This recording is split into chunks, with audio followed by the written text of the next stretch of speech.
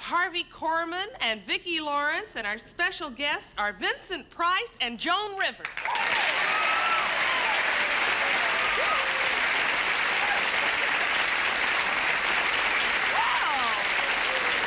let's see if y'all want to say anything before we get started. Yes? What do you want to be doing when you're 70? What do I want to be doing when I'm 70? What I'm doing now. Good evening and welcome. Are there any questions? Any other questions you might have? Anything? Yes? Uh-huh. Do you believe in saving as much money as you can? Yes. Well, I got a letter here and I don't want to mail it. Would you take it?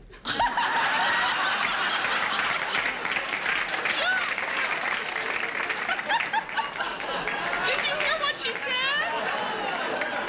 What's your name? What's your name? Cynthia. Cynthia said, do you believe in saving as much money as you can? I said, sure. She says, well, I got a letter here and I don't want to waste some money mailing it, so would I take it? Christmas seals. Well, that's very sweet, Cynthia. Thank you. It's to me, huh? I thought maybe you wanted me to send it to somebody. Thank you, Cynthia. Yeah. You have beautiful eyes. Thank you. Do I wear contact lenses?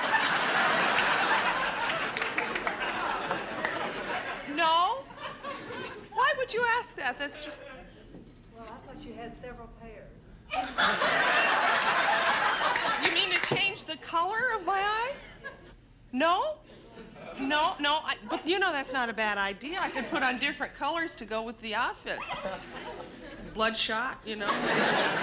That's a good... I don't think I could do that. Anybody here wear contact lenses? Did you get used to putting in it didn't bother... Because I hear a lot of people have trouble. You don't? What color are yours? Blue. This is really interesting. Okay, don't go away. We'll be right back.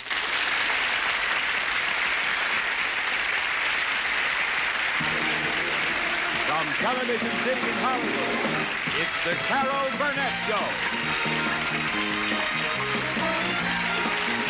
With Harvey Korman.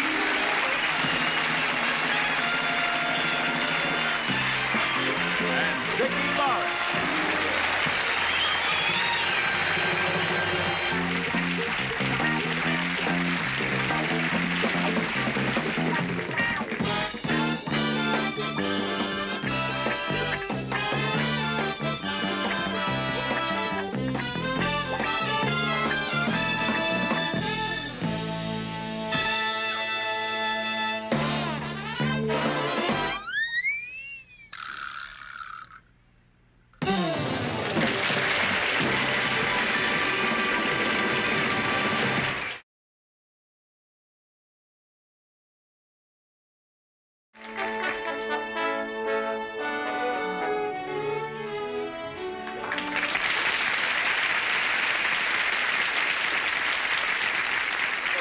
Gee, Mr. Henshaw, some people say this book of yours is the work of a genius. Yes, I know.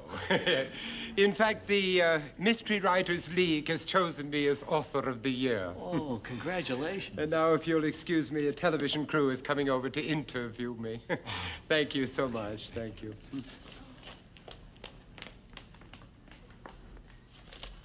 Good afternoon, sir. My name is Alice Portnoy.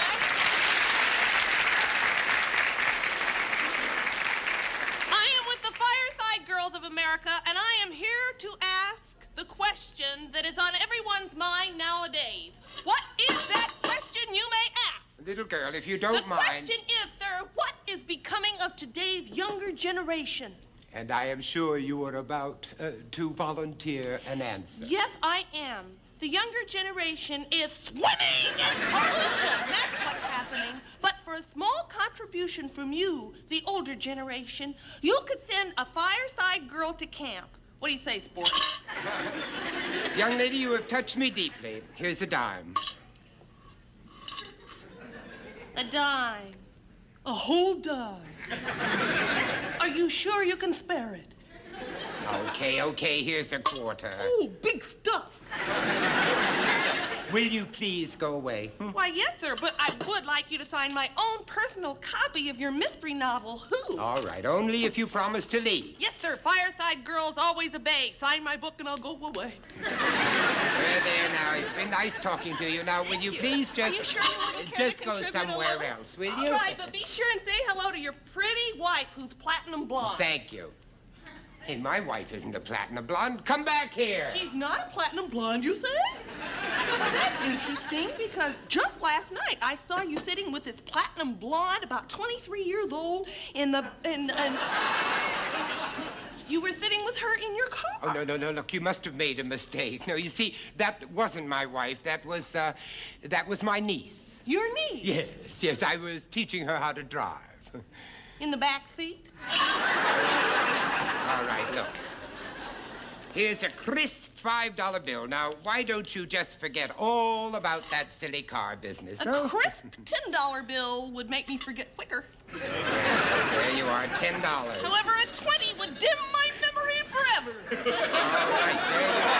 Thank you very much, sir. You can bring that equipment right in. Well, Mr. Henshaw, I'm Ralph Carter. Hello, Mr. Carter. Evening News. Yes, of course. It'll just take us a couple of minutes to get set up here, and then you can face our 20 million viewers. 20 million viewers? Gosh, how exciting. Yes, I'm ready whenever you are, Mr. Carter. Say, Mr. Henshaw, if you need somebody like me to tell the audience how great your book is, I would be glad to help. I would rather have hot oil poured up my nostrils. Oh, have you read Mr. Henshaw's book? Oh, yes, sir, 12 times. 12 times? That's what I said. Mr. Henshaw, I just got a great idea. This little girl is going on the air with you. Oh, goody! Oh, yes, it's great human interest. Oh, no, look, wait a minute, Mr. Carter. I don't think that's such a good idea. No, the little girl might be nervous. Nonsense. I don't have a nerve in my whole little body. Can you get this light set up, please? Mr. Henshaw, maybe I should talk to you for a few minutes before we go on national television. Can't you see that I'm busy? Now, please, don't bother me. All right. If you don't want to discuss the boo-boos that you wrote in Chapter 7, that's okay with me. Boo-boo? What boo-boo in Chapter 7? Well, let me ask you, was your heroine, Helen, really going to kill herself with But that of course gun? she was going to kill herself. Well, I don't see how she could, because, see, way back here on page 50, you wrote that Helen took the gun and emptied it of the bullets. Now, how in the world was she going to kill herself with an empty gun? It seems kind of dumb to me. Yes, look, here's $20. Yes. I said the mistake was on page 50. Okay. So you found a few small mistakes. Well, fortunately, the big selling point of my book is the surprise ending. Oh, yes, the surprise ending. I almost forgot about that. I have a feeling I'm going to be sorry you didn't. On the last page, you said, and I quote, "Okay, Detective Robbins said anxiously, take off his mask." Why, it's Leonard Marcello, he expostulated. Leonard smiled, and a tear came to his eye as he heard the siren in the distance. The end. Now that's writing. Well, what's wrong with it? You mean beside the cliches? Well, for one thing, Leonard Marcello couldn't possibly have been the murderer because he was left-handed. Says who? Says you, Mr. Henshaw, right here on page 75. The principal thing about Leonard's left-handedness was that his right hand was almost useless. All right. There. The mistake was on 75. There. Now, that's all I have. We're ready, Mr. Henshaw. Oh, goody, we're on. Oh, now, look, please don't mention this on television. It would ruin me, really. Well, I'll do anything you ask. anything? Anything. Mr. Henshaw, please. We're ready. Oh, yes, right over here. Fine. Stand by. We're on. This gentleman is Victor Henshaw, who's just been chosen by the Mystery Writers League as the author of the year. And this is Alice Portnoy, his biggest fan. Before I thank the Mystery Writers League for this great honor, I'd like to say a few words about my sensational book, Who is an intricately written thriller that is put together like a fine puzzle. Especially on page 75. Yes. But even more important than my book is a wonderful group called the Fireside Girls of America. is the most generous person we Fireside girls know. Yes, for a small contribution, you can send a Fireside girl to camp. Thank you so much.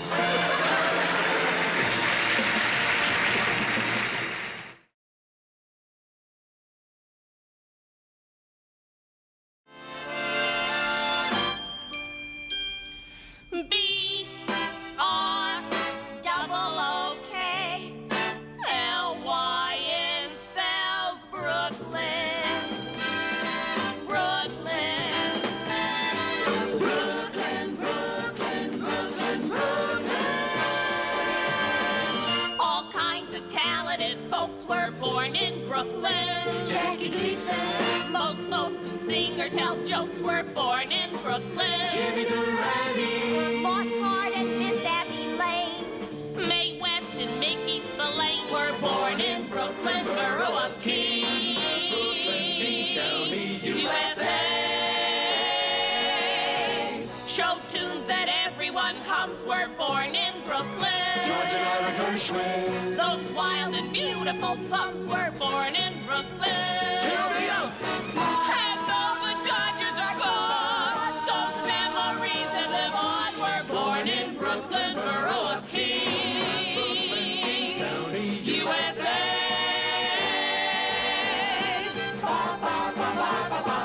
Buddy Hackett. Connie Stevens. Woody Allen. Susan Hayward. Norman Mailer. Thelma Ritter. Born in Brooklyn. Yes, I know. Gene Tierney. Mickey Rooney. Paulette Goddard. Eli Wallach. Barbara Stanwyck. Clifton Bannerman. Clara Bow. Those Brooklyn kids have done well. Walt Whitman, Zero Mostel were born in Brooklyn. Born in Brooklyn. Phil Silver. Jose Greco. Shirley Booth. Arthur Miller. Sandy Koufax. Danny Kaye. Born in Brooklyn. Born in Brooklyn.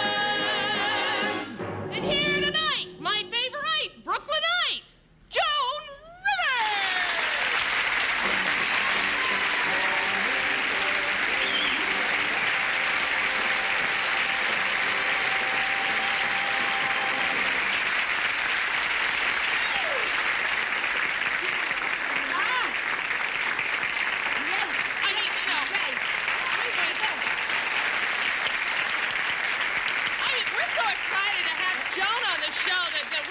We went to such expense and such care to do this. There's one little mistake. What? I'm not from Brooklyn. Oh. No. I'm from England, as you can tell from my accent.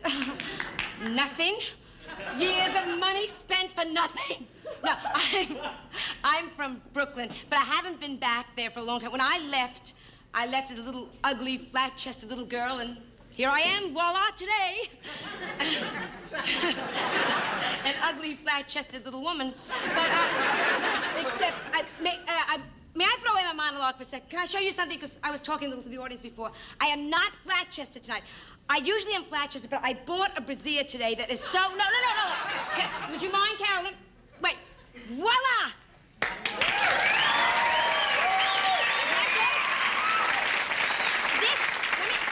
This is all rubber, let me tell you, which is...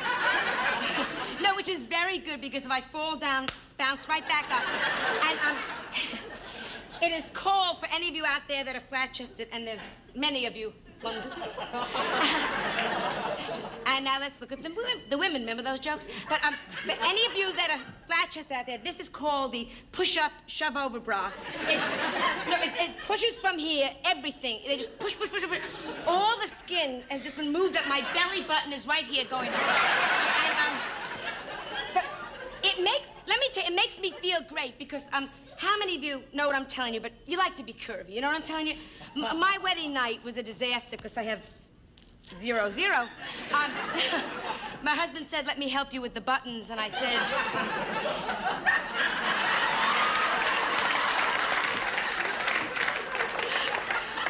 "I'm naked."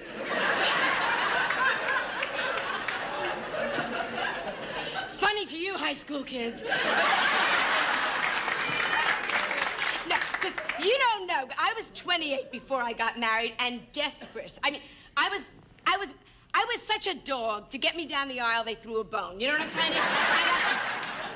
When I got married, thank goodness, I always knock on wood, my mother thrilled. She wore a cheerleading outfit. I mean, just standing there going, hooray for June. And my mother-in-law, Edgar's mother, not so thrilled.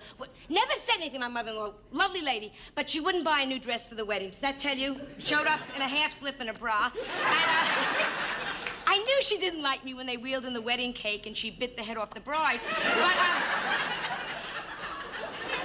But otherwise, the marriage is great.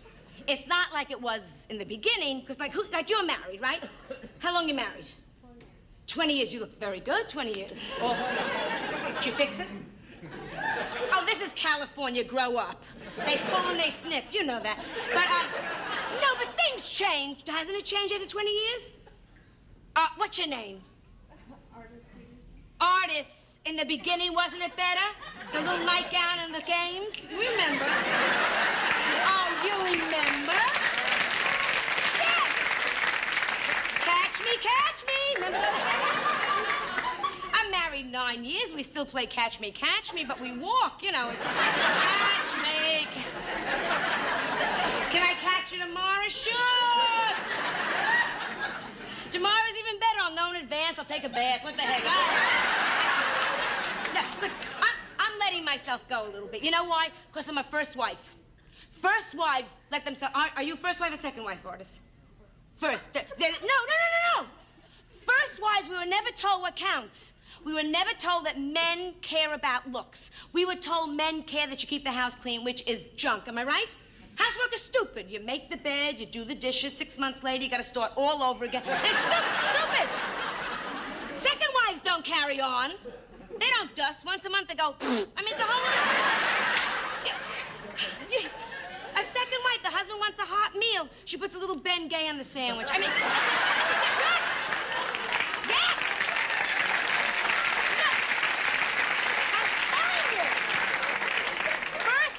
Because there are a lot of first wives here. I can tell from... Put your rings out. I'll tell you who's the first wife, who's the second wife.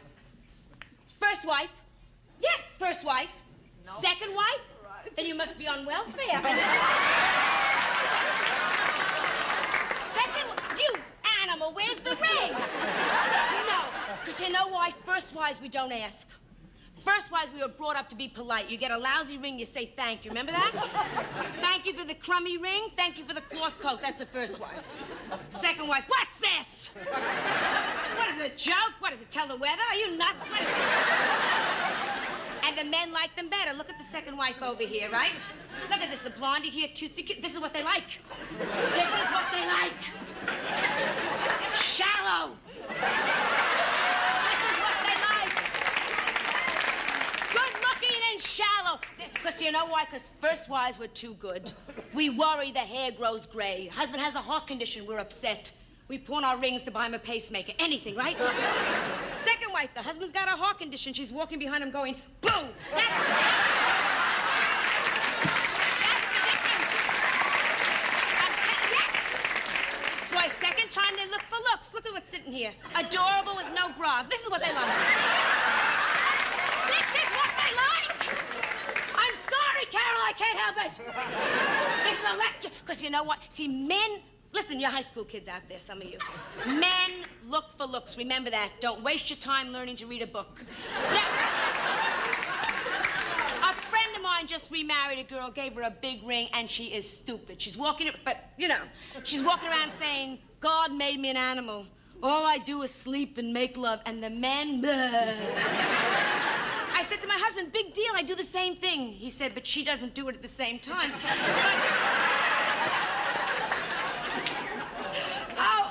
Ours, I have no sex appeal. I get so... Oh, easy for you, you love me. What about my husband? The only reason I had the kid is because he tosses and turns in his sleep.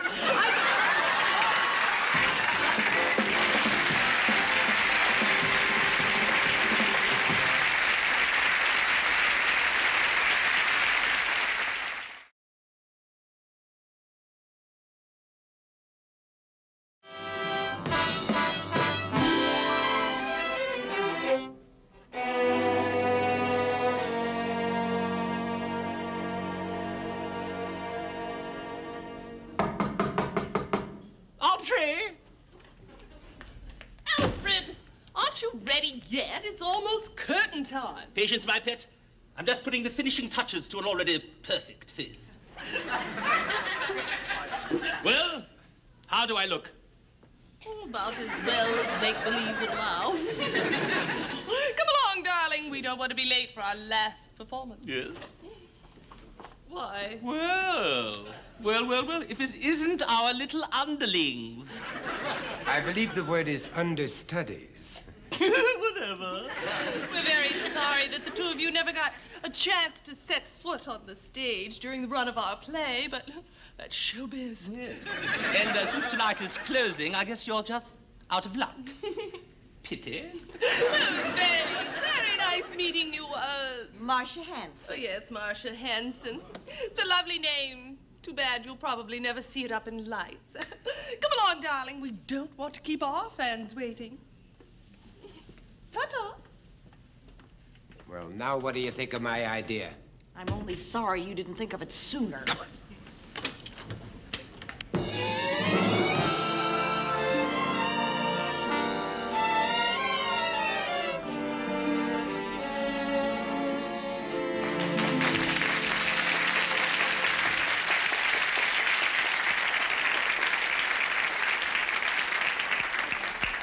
Gloria, darling, I'm home. Oh, Wendell!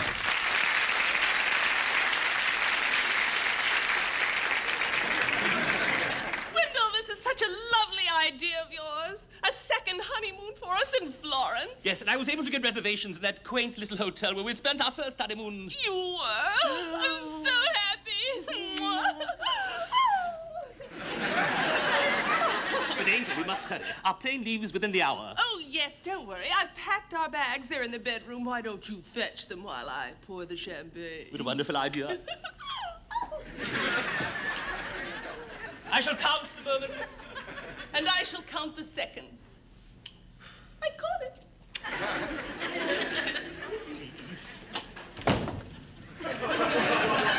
What are you doing here? Where's the prop man? Well, he wasn't feeling very well, Mr. Frunton, so I said I'd help out. Here's your suitcase. You clumsy idiot! I think you broke my foot. Shall I go on for you, sir? Wouldn't you like me to?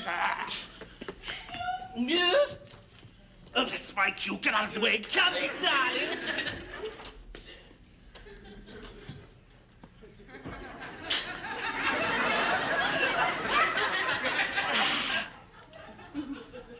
Here I am. Oh, Wendell, I can hardly wait to set foot in Florence again.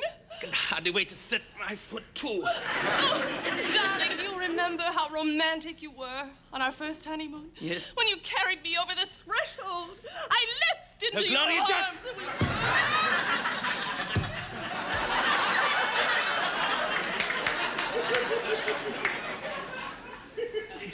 Darling, why don't you go get your coat? All right. Well, I go over to the phone for a cab, and then we're off on our wonderful trip. I shall, dear.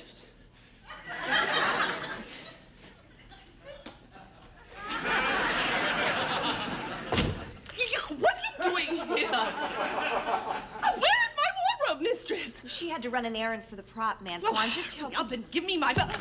Ow! Get on my... Sorry, Miss Monday. Ow! You almost broke it. Is that my water? Well, give it to me. Yes, so it was just sitting here, Miss Mundane. Yes, sir. It was just sitting here, Miss Mundane. Well, at least you're good for something. That's lemon juice. Gosh, I'm awfully sorry. Maybe I better finish the plate. No, you won't. Oh, Gloria! I'm coming. Look.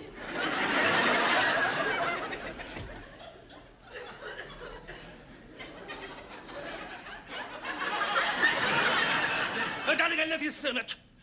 Kiss me, my precious. I said, kiss me, my precious. Come on, darling, pucker up.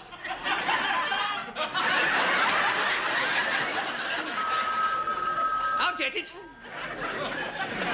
Hello? Yes, sir. Oh, no, sir. Are you sure, sir? Very well, sir. If you say so, sir. Who was it, darling? It was my employer. I'm afraid we'll have to cancel our trip. Cancel our trip, you say? Yes. Well, that tears it. I'm sorry, my darling. Perhaps next year. No, I'm afraid there won't be a next year, Wendell, because I'm leaving you. Leaving me, sir. That's what I said, yes. I didn't understand. Just a moment ago, you said how much you love me. You don't understand? Well, I'll explain it to you then. Our marriage has been one series of disappointments after another. Well, I'm tired of this. I'm tired of the disappointments, the misery, and the pain.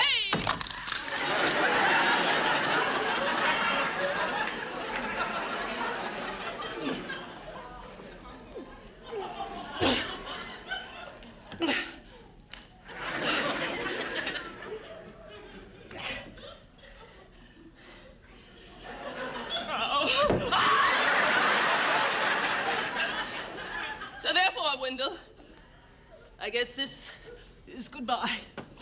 Very well. If my love means so little to you, then goodbye. I'll get my coat. I'll send for the rest of my things later. You again! Give me that coat! Oh, here, let me open the door for you, Mr. Funk. Never mind, I can get it a phone. I'm on. Gloria, darling, are you sure you won't change your mind about this? Yes, Wendell, I'm absolutely sure that it's a decision I knew that had to be made, and I'm quite confident that it's the right one. Well, very well. If there's no other way, I'll just get my golf bag and I'll be gone. Goodbye, Gloria. Goodbye. No, wait. Wait, you must forgive me. I can't bear to see you go like this. Perhaps I was making a mistake. You! Oh, Wendell, please forgive me when I said I would leave you. I could never leave you, Wendell, because I love you. Don't you understand?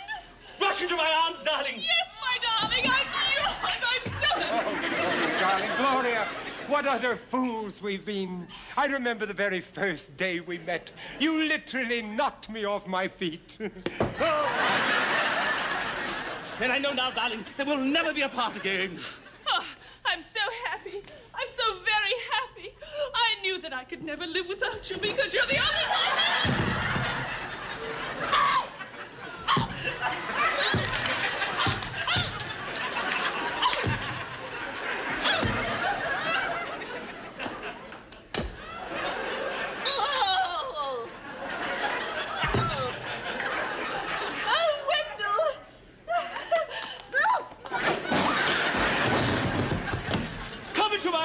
My darling! Curtain, you false curtain!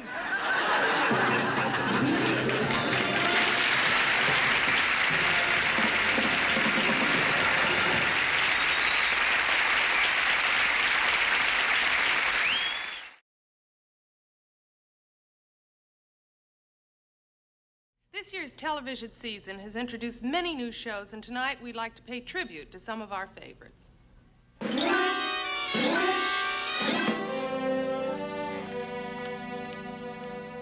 That was a lovely lunch. We must do it again, Sergeant Henderson. Sergeant Henderson. Oh, Mitch, can't you just for once forget that I'm a policewoman and think of me as just plain old Salty? Oh, I'm sorry, Salty, but, well, it's hard for me to forget that you're a flatfoot. But try, Mitch. I mean, look at me. I'm a woman. I am flesh and blood. I have the same wants and needs and desires as any other woman. I'm the same as any other average woman. Yes, I suppose you're right. Well, come on, I'll drive you home.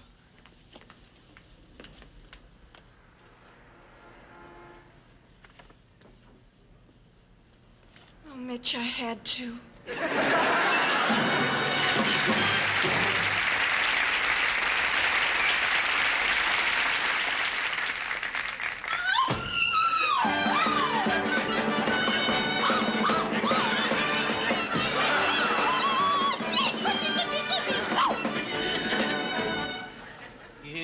What is it, miss? I am Chiquita. I come for a job. I am a very good mechanic. Wow!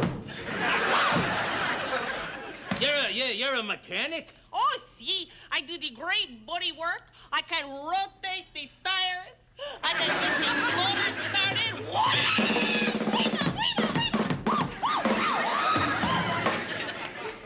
I would like all the people throughout the world to drive these safe cars. Look, miss, I'm a bigoted old man. Jew? Yes? You're a member of a minority race and you're also a girl. Both those things are no good for my heart. Oh, but I am great in the car. I am very good with the cylinder. I can fix the 8-cylinder. I can fix the 6-cylinder. Whoa, I say something naughty. Whoa! You know, I think that if we all pitch in and work together, the oil crisis will be solved. Okay, you're hired. Oh, I am so very happy. Oh, no, thank you. Wow, wow, wow.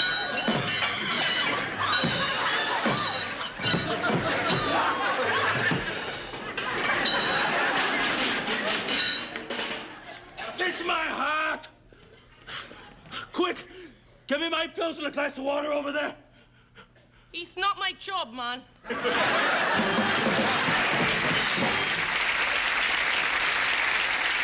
My name is Rhonda Hammerstein. I was born in New York City in October 1942. I've always felt responsible for Halloween. The first thing I remember liking that liked me back was exploding potatoes. I had a bad puberty. It started about 5 minutes ago.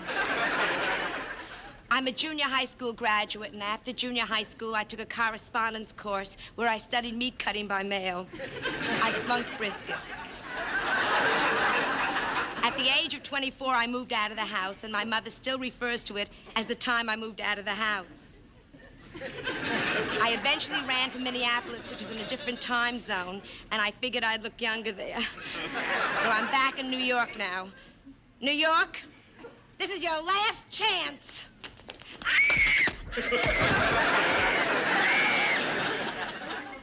I recognized you, Mary.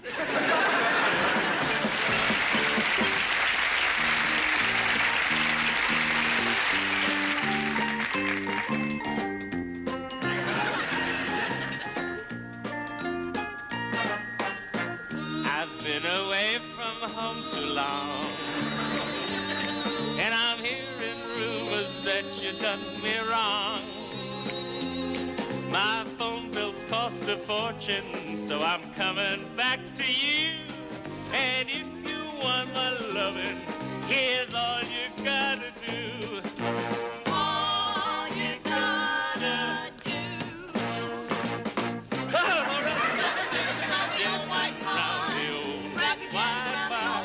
If I see them wave, that'll be a sign.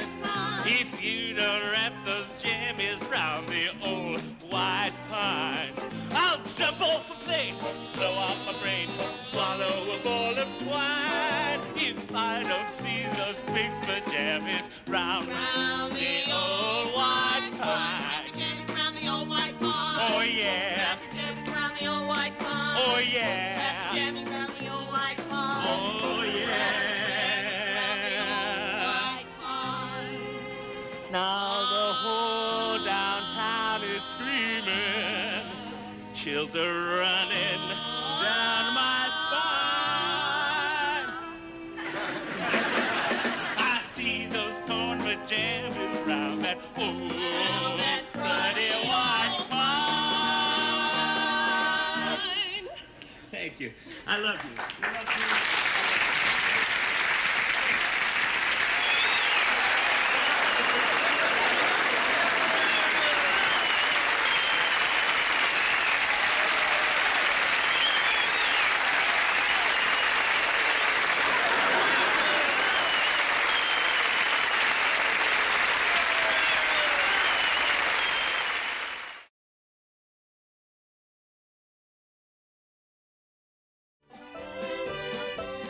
It's been many years since the days of my youth on Walnut's Mound. Years spent in the bosom of a beautiful, tender, warm family where seldom was heard a discouraging word, which was strange because if there ever was a family that had a right to be discouraged, it was mine. I remember those days clearly, mostly because nothing has happened in my life since. I remember the day when money came into our lives and almost destroyed us all. Pass the salt, John girl. Let somebody else pass it, you mangy old sidewinder. Can't you see John Girl's writing? You're such a minx when you get angry. I had such a wonderful day today. I finally got that burnt spot off my favorite pie. You did good. That's nothing. I found an old plaid rag for my quilt. Yeah? I tell you, I saw the goat scratching himself against a post. Guess what? I saw Pollywog in the creek today. And guess what I saw? I saw a dragonfly hovering over the pigsty. Oh, that must have been a proudful moment, John Girl. Did you make a note of it? I purely did, Daddy Man. Remember, only poor folks get to see such things. That's right. Yes, it was a normal day on the mound. Everyone sitting around the table talking about their humble, tedious adventures when suddenly something occurred. Hush, hush, hush. Something's occurred. Something's happened. It's an incident. It's a knock on the door. Who shall open it? Grandma can't. She's quilting. Well, the children can't. They eating their meager portion of beans, this being the Depression and all. I can't. I'm senile. Very well, I will open the door. But you were writing down a thought, John Girl. I think I can retain it, Mama Woman. Why, hello there, sir. Hello. I'm a rich city man.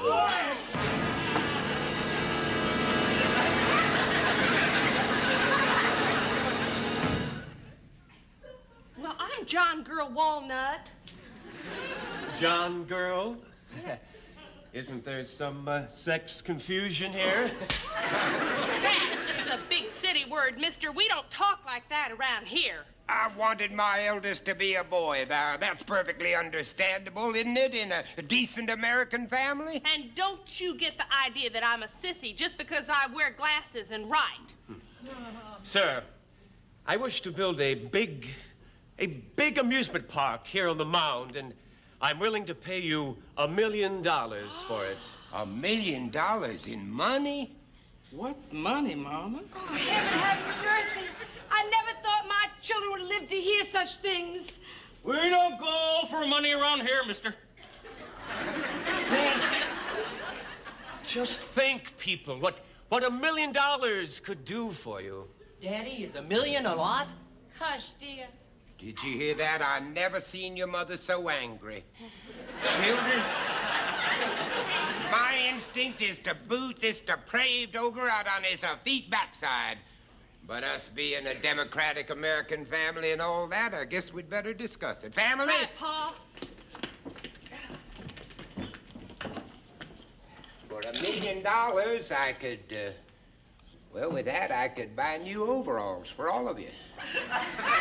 I could have me a new thimble. And I would purely admire having my own toothbrush. And I'd dearly love to have a new scrub bucket. And I reckon I could use some ink for my pen on account I've been writing for 3 years now. Nothing's come out on the paper. Now, wait a minute. What's got into us anyway? Look at us. Being corrupted by the mere thought of money. I mean, can money buy the joys of poverty? Can money buy the ecstasy of drudgery? I think not. I mean, I've got my memories living here on Walnut Mound. Memories of whittling and throwing rocks. Memories of stepping on the squishy figs in the front yard. Memories of stealing a catfish and sucking on poison huckleberries.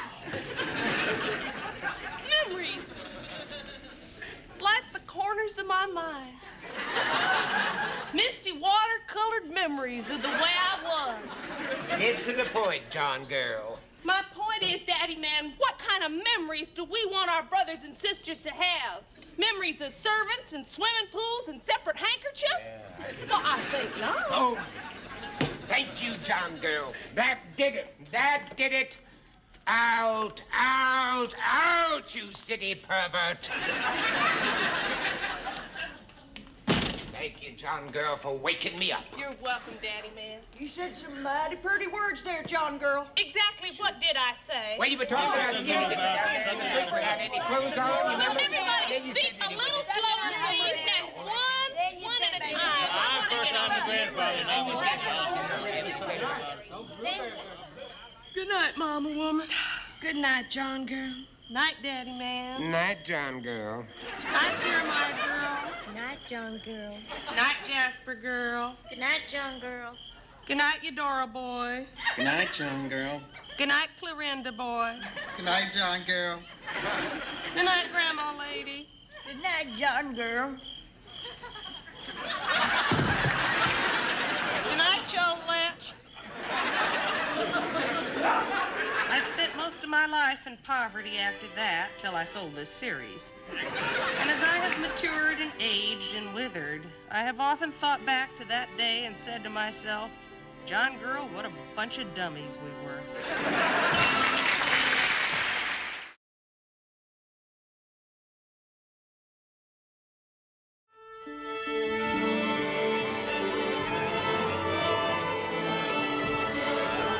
Good evening, and welcome to tonight's Young People's Concert.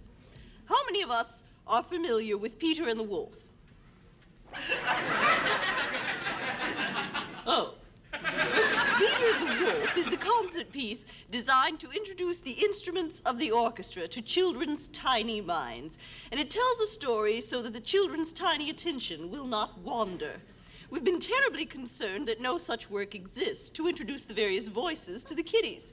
So we've commissioned one, a new work for narrator, chorus, and 4 actors. And here it is. It's called Sarah and the Moose.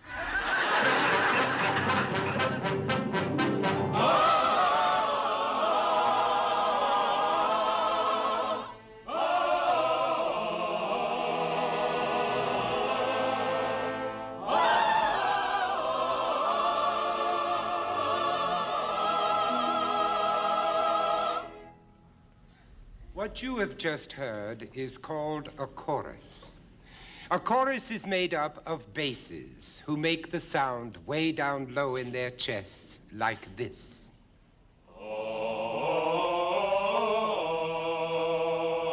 And tenors who make the sound all the way up in their noses, like this.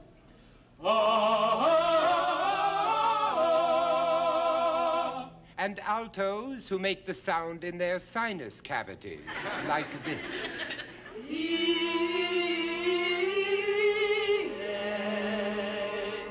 And sopranos.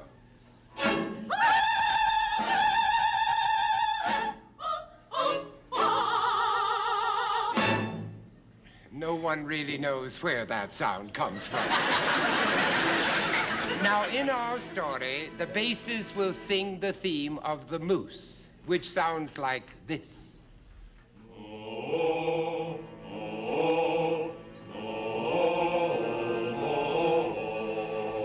Can't you just see his big furry nose and his big hairy ears? The altos sing the theme of Sarah, which goes like this.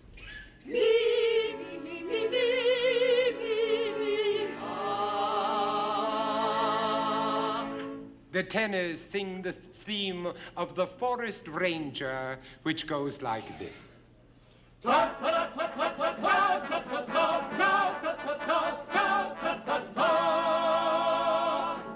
And the sopranos sing the theme of Sarah's Aunt Fanny. Aunt Fanny has been sick and sounds like this.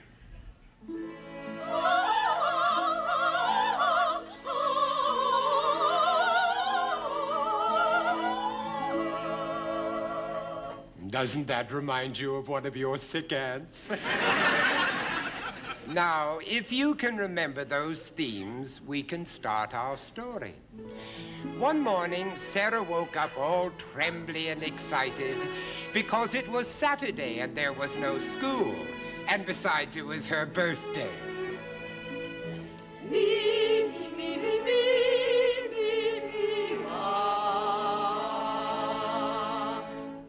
Under her pillow,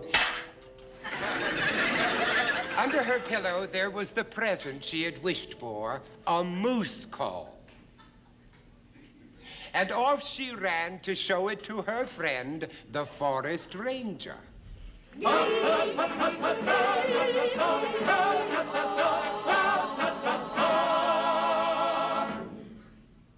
That is the most beautiful moose call I ever did see, said the forest ranger, his blue eyes a twinkle. Let us call some mooses, said Sarah. And she puffed up her cheeks and blew.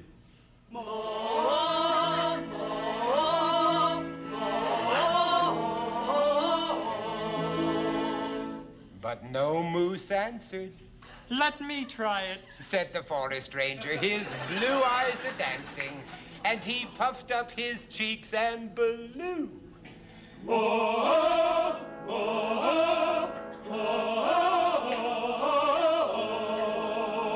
And they waited. Here, moose. And they waited. Here, moose. Here, moose. And then they heard footsteps. And more footsteps. And then suddenly, right behind them, a big footstep. And Sarah shouted. That's no moose, that's my Aunt Fanny.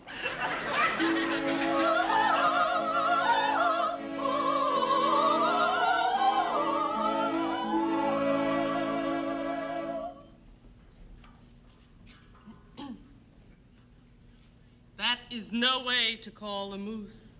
Finally, said Aunt Fanny, who always knew better than anybody else. Let me show you. And Aunt Fanny, who could never let well enough alone, puffed up her cheeks and blew.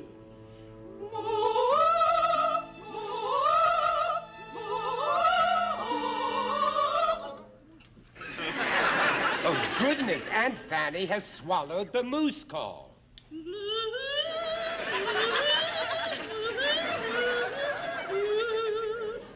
And suddenly from the forest, the mating call was answered.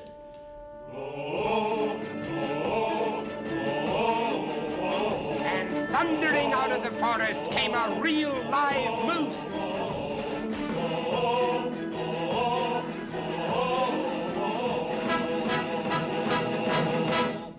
Oh, looky, said Sarah. Said Aunt Fanny. Moo.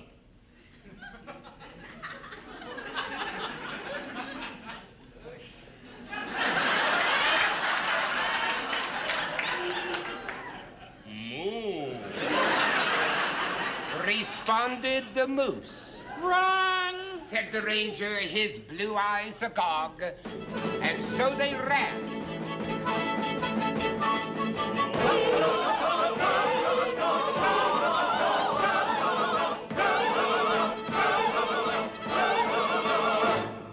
But there isn't an auntie in the world who can outrun a really interested bull moose. And in hardly more than a trice, the moose caught Auntie.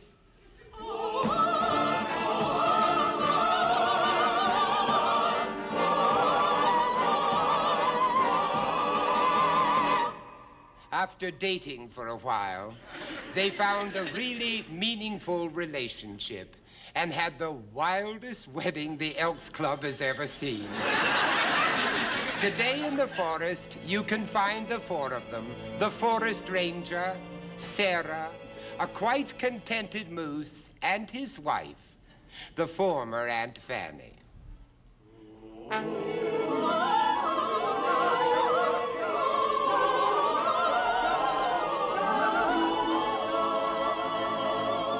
And that's the end of our story. Now, wasn't that a painless way to learn all about voices? We shan't forget, shall we? Basses on the bottom, above them the tenors, above them the altos, and somewhere up there in seventh heaven, Aunt Fanny and the Sopranos.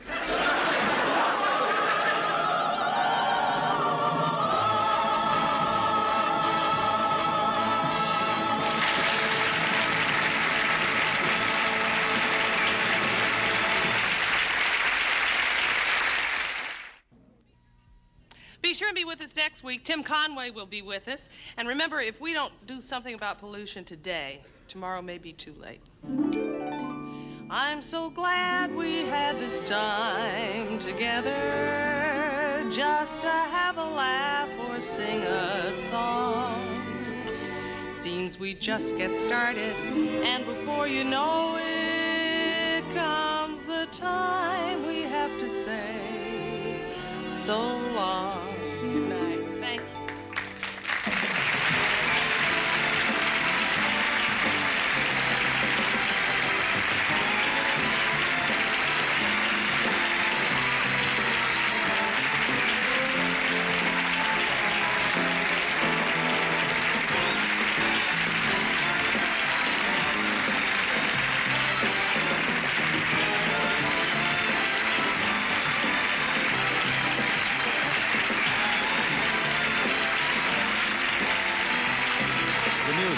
Played by Dick Patterson.